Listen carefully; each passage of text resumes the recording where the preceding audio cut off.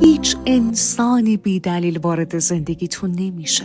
هر آدمی یک رسالتی داره. رفت آمد اشخاص توی زندگیتون تصادفی نیست. هر چیزی و هر کسی که در مسیر زندگی سر راه شما قرار میگیره قرار درسی رو به شما یاد بده تا شما به واسطه اون بتونید به آگاهی برسید.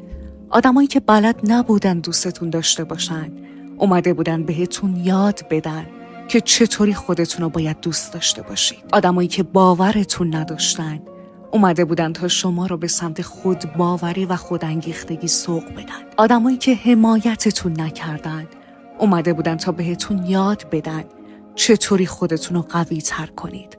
آدمایی که بهتون ضربه زدن اومده بودن بهتون یاد بدن که حتی تو بدترین شرایط چطوری باید خودتون رو نجات بدید. شما هیچ انسانی رو بی دلیل ملاقات نخواهید کرد و اینو همیشه یادتون باشه که اگر اون درسی که باید بگیرید و نگیرید دوباره و دوباره امثال همون آدما با ظاهر متفاوت در مکان و زمانهای متفاوت باز هم وارد زندگیتون میشن و تا زمانی که اون درس رو یاد نگیرید تکرار میشن.